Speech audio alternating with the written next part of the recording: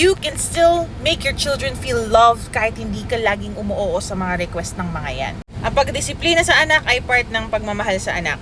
It's okay to say no as long as you make your children understand why you're saying no. Example, merong money si Zoe, gusto niyang kunin lahat yon at ipasok ko sa GCash niya para ipambili niya ng mga skin and other weapons sa Valorant game. I said no.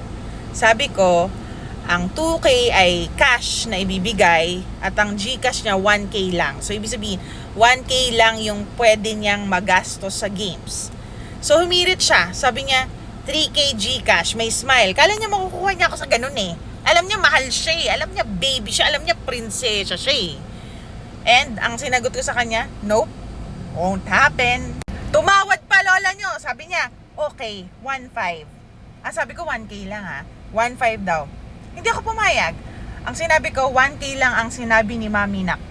Pero make sure if you're going to try this kind of parenting, firm kayo.